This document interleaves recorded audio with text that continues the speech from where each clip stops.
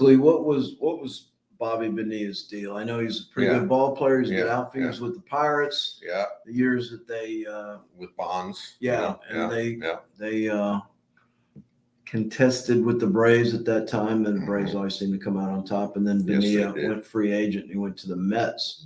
So did he sign that contract? Was that an original contract? Well, or was that think down the road. I think the way it worked was, well, first of all, he gets $1.19 billion every July 1. He started it in 2011. The contract started in 2011. It goes through 2035. When Bonilla will be, I believe, 72 years old. Right. 2034, 2035, something like that. Anyway, in the infinite wisdom of the Mets, who were very confident in their contract they had, I guess you could call it that, with the infamous Bernie Madoff, they were feeling very confident that would be no big deal. But we all know how that didn't work out too well. So I believe it was they owed him. Let me see here. They owed him like a little over $5 million is all they owed him. Right. When they parted ways in 2000, I think it was when they signed this agreement. So why they would do something like this, I have no idea. Yeah, deferring a contract's one thing, but to take it into, yeah, what was it, a 40-year? It had to be like a 40 Well, it was 25 years. So here it is, 5.9 million they owed them, and they agreed to make annual payments of 1.19 million for 25 years.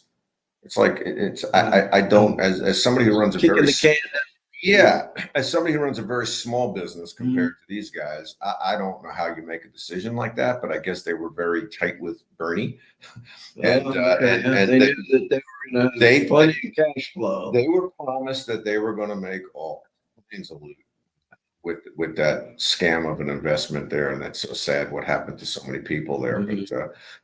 But again, they agreed to do it, and so it would run through, I think, 2035. Yeah. So so when Steve Cohen bought the Mets a few years ago, he decided to embrace it, which I kind of like. He's a lifelong Mets fan, and he calls it Bobby Bonilla Day now, every July 1. And 1.1 to them right now is like, that's nothing. It's like you're not getting anything for it. I mean, 1.1 for sitting on the couch or whatever Bobby does at this time, is not bad. Well, that's like $5 in our pocket, So here's another little known fact. I thought this was interesting when I was reading that.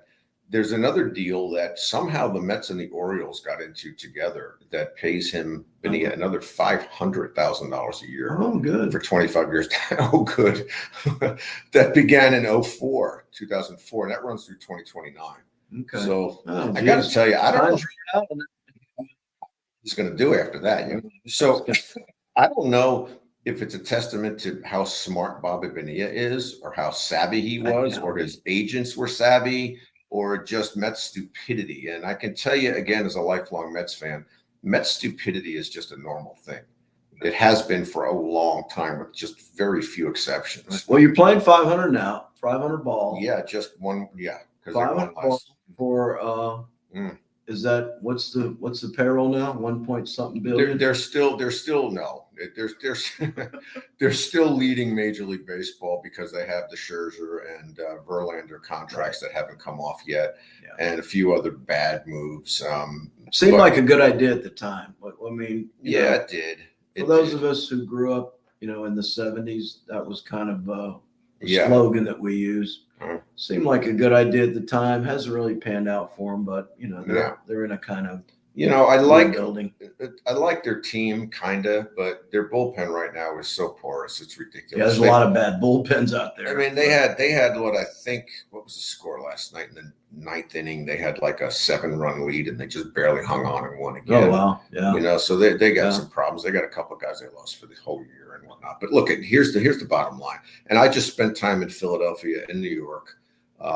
And I ran into both Yankee and Philly fans. Right. And the guy checking my bag on the carousel going through security, he looks at the shirt I was wearing and the hat. They were both Mets. And he goes, "Wait, you're a Mets fan?" I go, "Yeah." He goes, "You got to go to the back of the line." Then he started laughing. And, look, at the Phillies and the Braves are better than the Mets. That's just the way it is. Until they prove different, the Phillies and the Braves are better.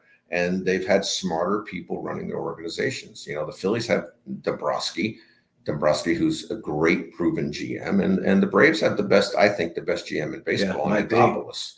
This guy it doesn't matter what He's happens. Had the magic touch the last couple of years. It doesn't matter. Yeah. They didn't even really lose Freeman, and then they go and I think it was a minute later they got, I'm forgetting his name. When Freeman's agent didn't want to sign, I think Anthopoulos made the first move and said, okay, well, we're just going to get Olsen, because he had to have somebody. Yeah, and he got a good one. Now, is he Freddie Freeman? No, but he's pretty damn good. I got to tell you that. So I want to just mention how it reminded me of the Ohtani contract, Shohei Ohtani, that the Dodgers just signed. And again, I'm a peon, and next to these guys who run these big businesses, I don't know anything. But I just don't understand how you sign anybody and I'm a capitalist. I don't care about the money. Please understand that. I'm not complaining about the dollars involved. God bless them if they can make the money, right? Mm-hmm. If the market calls for it and pays it, take it. I'd take it too, wouldn't you? So they signed Ohtani to a $700 million contract, $680 million of which is deferred. Right. Okay. So he's going to start. He's only collecting $2 million a year right now. Yeah. Right. In 2034, he'll start collecting $68 million a year. He'll be. Oh, I don't know. No. I don't have that. But he'll be collecting $68 million a year beginning in 2034. I can't even imagine this guy. That's 10 years from now. I think the Dodgers are counting on Jesus coming back before then, because unbelievable. Yeah, that's a crazy contract for him. That just shows you how much he wants to win a World Series or two. You mean the Dodgers? No, I mean him. Why would you take only $2 million for a couple of years? I'll tell you why. I would do the same thing. If the Dodgers said, we're going to give you $700 million, but we're going to defer $680 million of it, and you can start collecting $68 million a year beginning in 2034. I know. First of all, you got $2 million a year salary right now. And I also know the endorsements this guy is going to get, or is already getting, being in Los Angeles. So that's like, if you're in LA or New York, you're going to make a ton of money on your name, on your reputation. So you can afford to have that money sitting there. I mean, that's an awesome deal. It's crazy. 2034, anyone who says, oh, it'll be here before you know it, I don't know.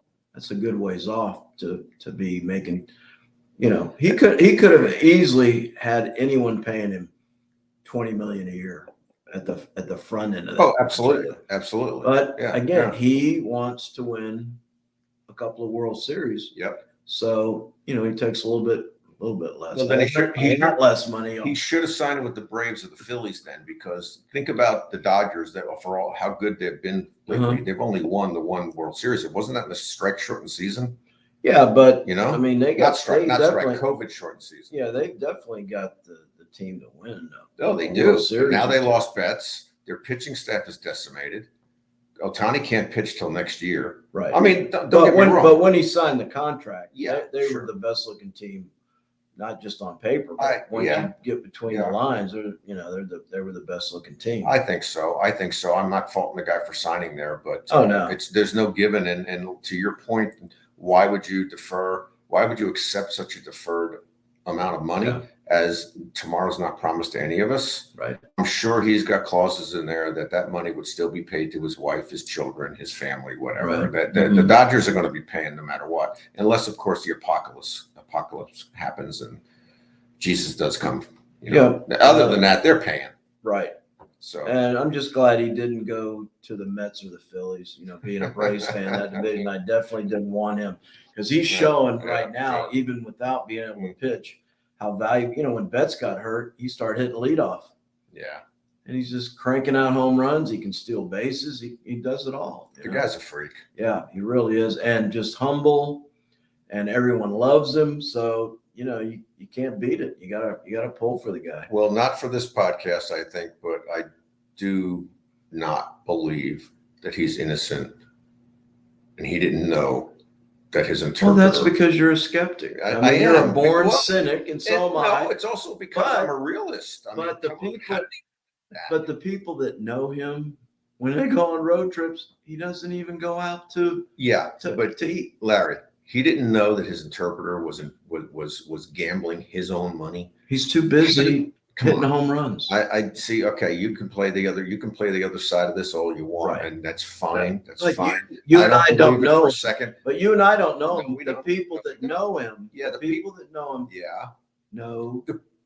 The people that know him have every interest in protecting him. He's the cash cow. I'm talking about players, not the ownership. I'm talking about guys who play with him every day, who are on the road with him.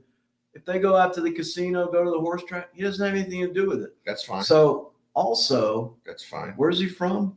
He's from Japan. He's from Japan. Okay. So what does that mean? That means, do you bet on football? I don't care. Japan? Look at. What I'm saying to you is, I thought we weren't going to talk about the Los Angeles Dodgers and Major League Baseball have every interest in the world, every reason in the world to protect him. He's the cash cynic. That's right. So I don't. You want to believe the worst about people? Is that what you're saying? No, I want to believe that Major League Baseball and the Los Angeles Dodgers are protecting. Oh, I'll always believe the worst about Major League Baseball at this point in time. So there you go. So listen, this is what I'd like to do now. Is I'd like to talk a little bit about your brother. And so for those of you who don't know, Larry's brother, big brother, Dick Howser, Richard Howser, was a Major League Baseball player and also a manager for the Yankees and the Royals. And as soon as Pete, our buddy Pete, told me Larry Howser, I said, Howser? I knew the name immediately from many years ago. So I'd like you to talk a little bit about your brother Dick. Yeah, he was 18 years older than I was. So he was off to FSU, off to college, when I was a couple of months after I was born. He was the first ever All-American at FSU. His junior and senior years, he led FSU to regionals. I think they played in the College World Series his junior year, but he hit over 400.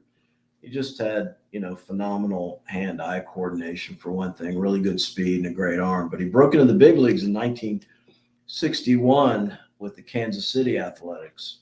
The A's were still in Kansas City at the time. He had a really good year. He hit 280, had 171 hits, scored 108 runs, and stole 37 bases. He made the All-Star team that year. That year, they still had 2 All-Star games. They had an All-Star game in Boston, Fenway Park, and then one in San Francisco. Did they?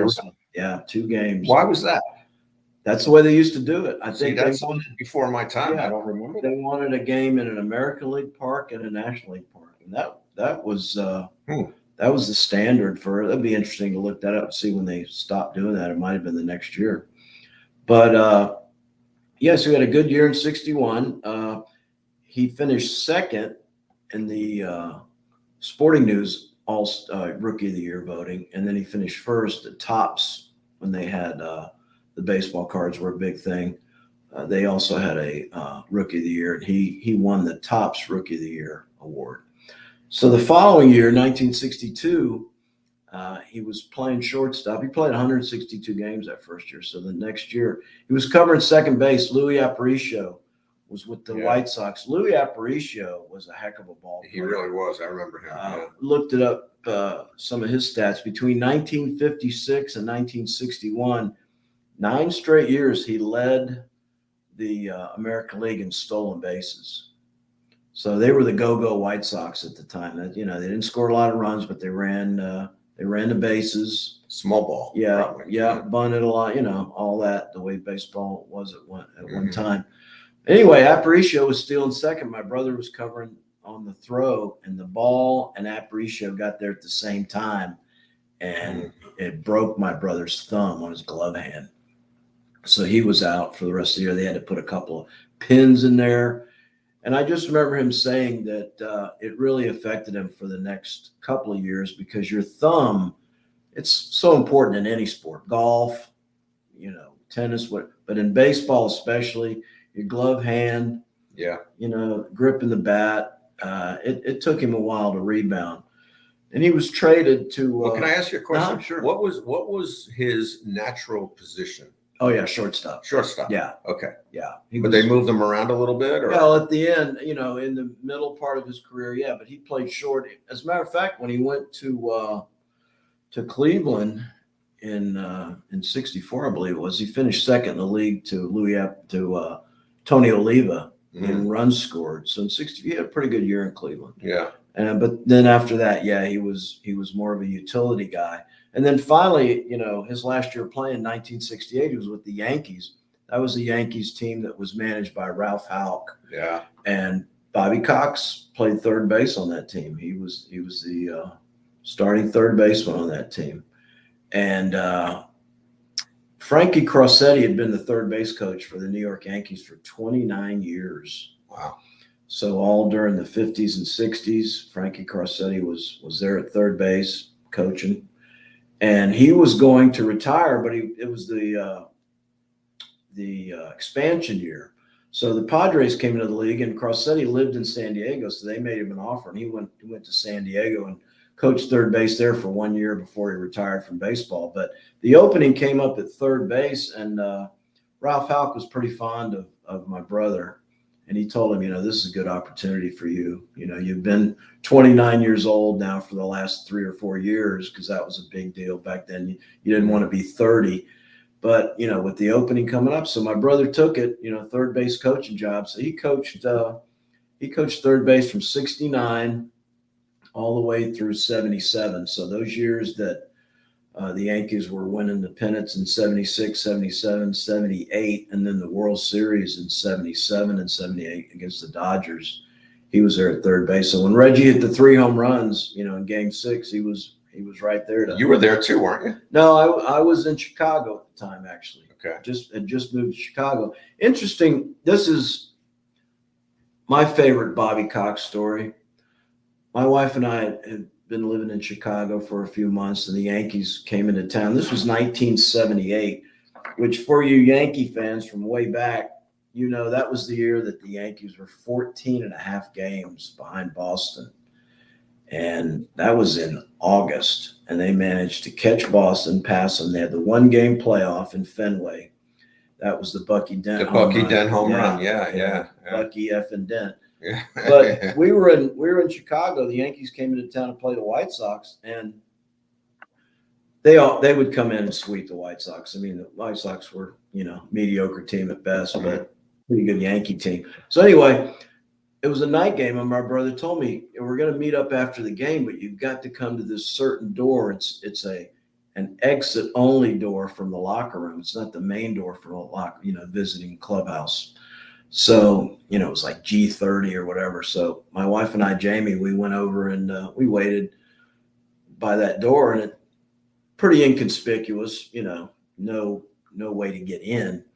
So as the stadium began to clear out, one of Chicago's finest came up and said, "Hey, you need to move along here. It's time to go home." I said, "Well, my brother's with the Yankees, and he told me to meet him here. Otherwise, we won't be able to hook up." And so he cut me some slack at first. Second time through, it's starting to empty out, and he says, "You really need to move along." I said, "Well, like I explained to you, my brother's with the Yankees." So again, he wandered off. Came back. Well, now it's the third time. So I'm going under for the third time. He's not believing you now. Well, he said, the stadium is basically empty. Mm-hmm. And he says, I said, like I told you, my brother's with the Yankees. And he said, "I don't care if your brother is Babe effing Ruth. You're out of here. It's time to go. You're leaving." And being 22 years old, I said, "No, I'm not." And he said, "Oh, yeah." And he put his hands on me. I was going to Cook County Jail for the evening, which would really have not have. That would have sucked. Yeah, especially for my wife, having to bail me out. Just as he puts his hands on me, it says, basically, I'm going to jail. The door opens, and it's Bobby Cox, who I'd never met before. And he says, "Hey, Larry. Hey, Jamie. Yeah, come on in." So the cop lets me go, and I go into to the Yankee, the visiting locker room. So basically, Bobby kept me from going to jail that would have been like my third time, I guess. Well, you should go thank him. I have. And I remind him of it, but yeah, he was there, when I needed him, but just a great guy. We talked a little bit about it before, but Bobby Cox is just the only time I briefly met Bobby Cox. obviously I don't know him, but I was on a sales call up at Barnsley Gardens in Adairsville, which is a big golf club resort that he's, I think, been a member at for a long, long time. And I was with two other guys who knew nothing about baseball, and we're offloading some carpet cleaning machine up the back of a minivan and coming down the sidewalk towards us. I just glanced to the right, and I just knew the walk. Right. Just because you've seen him so many times, go to the mound. Yeah, exactly. And I looked at the walk, and I'm going, and he's coming closer. And that's Bobby Cox. And those guys look at me and they go, who? And I just walked away from them and I walked towards him slowly. They won't think I'm crazy. Right. And I said, Bobby Cox. He said, yes. And he smiled, shook my hand. I said, hey, I'm a fan. And he was just so gracious. Oh, he is. He's a great guy. We didn't hope he's doing well. We didn't talk about all that stuff, but he could have easily blown me off like Pedro Martinez did to myself, my wife, and like Lou and a couple of did our kids down and my nephew. We were down there in Port St. Lucie when Pedro was held a little longer in spring training one year, and he was the only guy there, and he couldn't bother. Right. And, he was a great player. Yeah, you remember stuff like that. Yeah, sure. You do. I remember when Walt Frazier walked away from us because the crowd, he was one of my idols growing up. Right. This is at Monmouth College, I think, in New Jersey, when where the Knicks used to train. Right. They played a game against the old Baltimore Bullets, and with Wes Unseld and those guys, and everybody was pushing and shoving, and Clyde just said, hey, stop pushing, calm down, and I'll sign everybody. And they kept doing it. He got in his Rolls Royce and drove away. Well, you'll never forget something like that. Yeah, you can't blame crowded. But if you approach someone and they're by themselves, they're through with dinner, you don't want to interrupt someone's dinner. Exactly.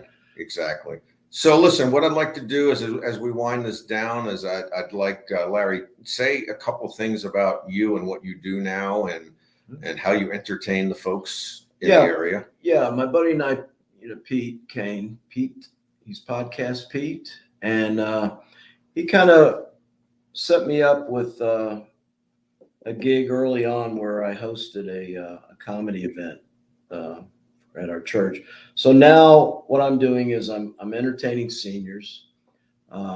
It's clean comedy. We do a few jokes, a few songs, things that the seniors can really relate to, and it really looks like it's going to take off. So far, the reception's been good, but we're out there. We're hitting. I'm available for weddings, birthdays, bar mitzvahs, and public hangings. So, and I think you're being a little modest. He is. I saw him on his debut show. Oh my gosh! My wife and I were there. Debut. And he was funny. He was very funny, and I didn't know who you were at that point. Right. And also, he's a heck of a singer, by the way. Yeah, baby. We'll come out and do some tunes for you. You did a Frank Sinatra number there. That was really good. Thanks. For a second, we're sitting there, and I thought it was piped in, and you were lip syncing. No, come on. That's what for a minute, I thought you were doing that. Yeah. So there's kudos to you. What brand hearing aids do you have? Yeah, right. I think I need some soon anyway. So anyway, for the people who might be listening, Larry, why don't you read off your phone number? Oh, there it is. Give me a call. 404-993-7431. You want to give any email address? Does that matter? I'd rather give me a call or shoot me a text. That would be better. We're getting a new email set up, so that'll be specifically for the entertainment part of it. And until then, just give me a holler, leave a message, because I'm a busy man. Jim knows how busy I am. It's tough being retired and doing whatever you want, right? Right. Yeah. You got these demands. You got a dog. Yeah. Wow. Jesus. Kids. I got 10 grandkids. So I've got a. Should I do this joke? I don't think it's a joke. I was going to say I don't think anybody cares about your grandkids. No, they don't. Not on the baseball. I tell you what. No, that's okay, because I got a 7 and an 8-year-old. Let's see, 6 and an 8-year-old out in Jackson Hole, Wyoming. And I tell you, they're a couple pretty good ball players. I'm liking the way they look. I'm going to call the Mets here in the next couple of days and make sure they're scouting. Isn't that where Nimmo's from? Yeah, he is. Brandon Nimmo? Yeah. Didn't even have a high school team. Yeah. Played summer ball. absolutely. That was it. Yeah. And he's in the big leagues now. There you go. Well, good. Hope your grandsons keep on playing. So yeah, I hope they can get one of those deferred contracts. Yeah. Maybe sign them now. They can be getting paid when they're 22. All right, enough out of you. It's my turn. Okay, sorry. All right. So I'm Jim with Ridley Commercial Cleaning. So we clean the commercial space, any commercial building, we clean it, almost any. My phone number is 404-309-6093. My email address, Jim@Ridley, that's 2Ds, LLC.com. If you would like a free, no obligation estimate, I'd be happy to come out and see you.